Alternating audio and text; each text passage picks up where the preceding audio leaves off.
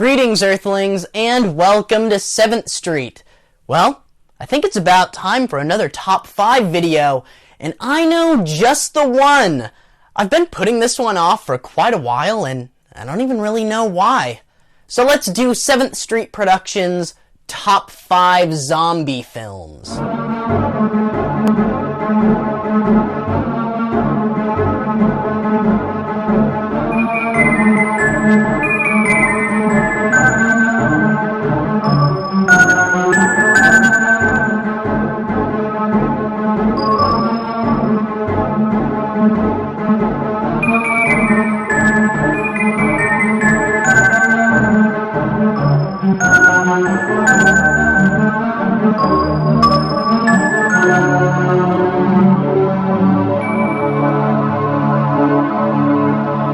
Before I start this countdown, I do think that some honorable mentions are in order. First of all, I would like to give an honorable mention to Return of the Living Dead Part 2 and 3, also The Dead 1 and 2. I actually thought that those were really well done, and the first one almost made this list.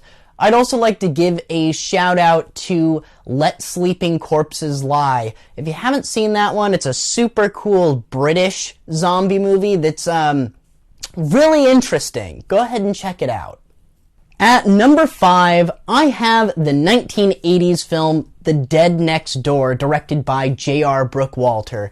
This is one that I really liked the first time I saw it. I remember getting it off of Netflix when you used to have to order the DVDs, and I didn't really expect much from it. I had, at the time, started catching up on all the zombie films that I felt like I missed out on, like After Death and Zombie Death House, and I really didn't expect much from The Dead Next Door, and when I saw it, it absolutely blew me away.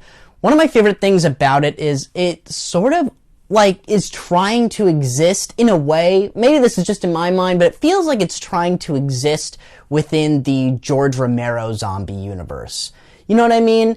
The movie is about, it's after the zombie apocalypse, and there are different outposts of, there are like cults and, the army and stuff like that, and we follow a group that call themselves the Zombie Squad, and they're kind of like a zombie task force SWAT team, and they kind of go out and scout around and just kill zombies, but they end up running into this cult that operates out of this old school, and they keep zombies in cages and stuff, and they keep them down in the basement. And kind of this little war ensues at the very end of the film. It's just really well done, and the effects are really good for the extremely limited budget that they had. I fortunately got it on DVD through the Anchor Bay releasing, and it's got some really cool special features there. I definitely want to pick up the Blu-ray sometime soon. But an interesting little fun fact, I directed a film a couple of years ago. It's an anthology horror film called Three Flies in a Widow's Web. And in one of those segments, the actress Marcella Locke, I hope I'm saying her last name correctly, actually stars in the middle segment. And she actually was in J.R. Brookwalter's last film, Megascorpions. So I always thought that was funny. I'm like 1 degree away connected to J.R. Brookwalter. But yeah, if you haven't seen this one, definitely check it out. It's like the perfect 80s zombie kind of gore fest. Alright, at number 4 is the first Return of the Living Dead. I gotta say, this movie has probably had a bigger impact on, my style than any other movie in the entire world. I had seen this one at a really young age and really liked it, but it wasn't until my freshman year of high school that I became, obsessed with this movie. I watched the VHS constantly, and right around then, all throughout high school, I wore a leather jacket that was studded, and I dyed my hair blonde, and it was totally influenced mostly by this film and, my love for 80s punk rock and heavy metal, but, you know, a lot of it did have to do with this film. I'm assuming everyone has seen this one, but, you know, the plot revolves around these two guys who work in this, like, medical, not research place, but it's like medical supply warehouse. And, down in the basement, they have this, like, army drum that accidentally got delivered to them with a body in it from, you know, like a reanimated corpse. And, stupidly, they let the gas out. They accidentally open up the stupid thing, and it, you know, gets into the medical supply warehouse, and it brings one of the dead bodies back to life in the freezer. And then they decide to go across the street to the mortuary to burn the body, but when they burn it, the smoke goes up into the air, and it mixes with the clouds, and then it rains in the cemetery and brings all the zombies back to life. And the movie ends up just being 80s punk rockers versus indestructible zombies. You can't just hit these ones in the head. You have to, like, completely dismember them. It's mostly a comedy, you know?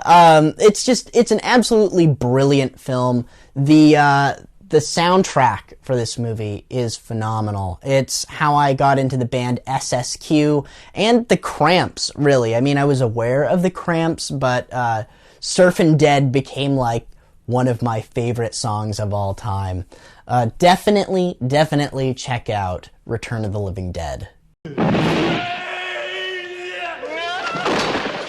Number 3 on my list is probably gonna get me a lot of hate here, but I'm just trying to be true to myself, you know? I'm not saying that these are the best zombie movies ever made. These are just my personal favorite. And number 3 on my list is Night of the Zombies, aka Hell of the Living Dead, directed by Bruno Mattei and written by Claudio Fragasso.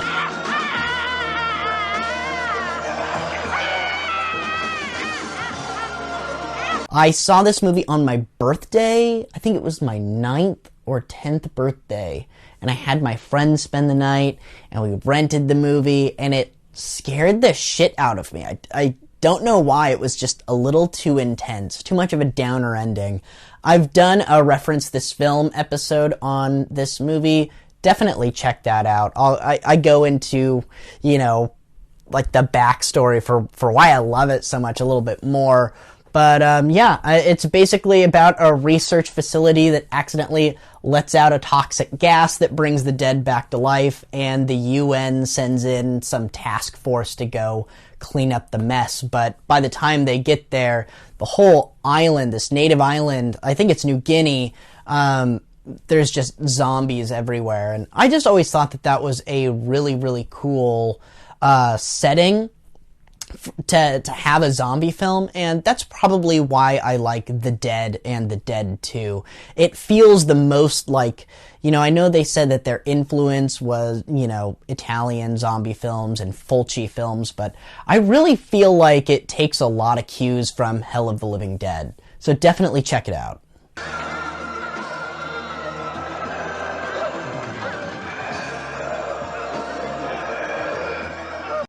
And number 2, everyone should have seen this coming. Lucio Fulci's Zombie.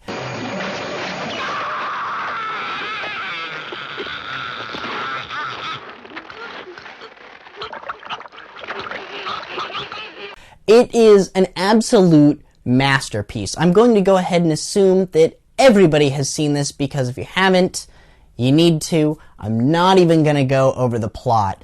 You know, when it comes to, you know, zombie incarnations and all these different takes on the zombie, there's none that I like more than the Fulci zombie.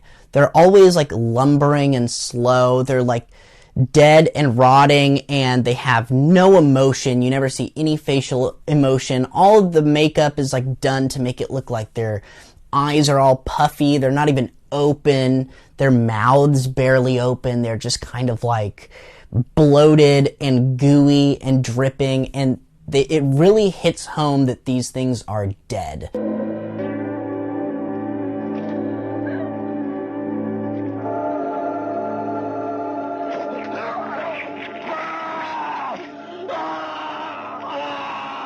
that they're soulless, dead corpses that just shamble. They don't feel any emotion. They don't get excited when they see humans or anything like that. And I think that that's something that, you know, shows like The Walking Dead and Z Nation could really take a cue. I think that we've gotten to a point where, like, we give the zombies, like, too much personality and kind of make them too animalistic. And the best thing about Lucio Fulci's Zombie is it really brings back, like, how terrifyingly grotesque zombies would really be in real life.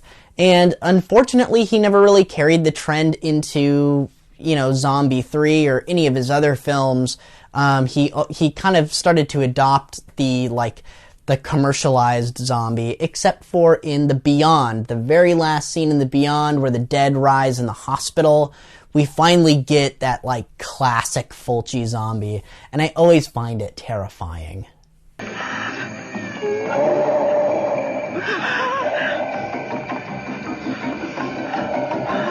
Number 1 is not actually one film. There's no way that I could choose one of the 3 original George Romero zombie films. There was just no way to do it.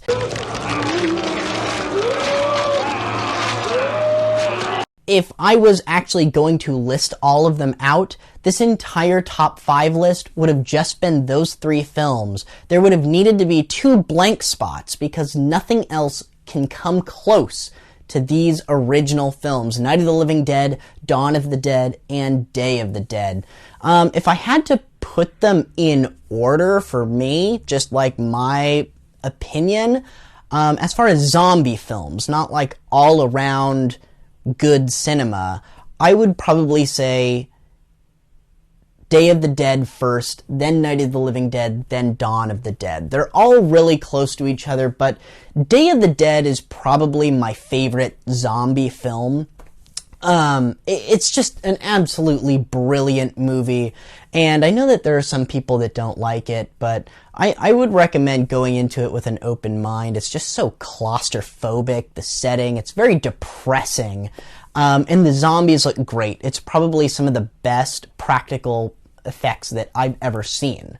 Tom Savini he can, like, hang his hat on that movie alone. That's it, guys. That's my top 5 favorite zombie films. Definitely leave me a comment below letting me know what your favorite zombie films are. Please subscribe to this channel and hit the notification bell so you get, you know, updated when I do a live video. I've got some other Reference This Film episodes coming very soon.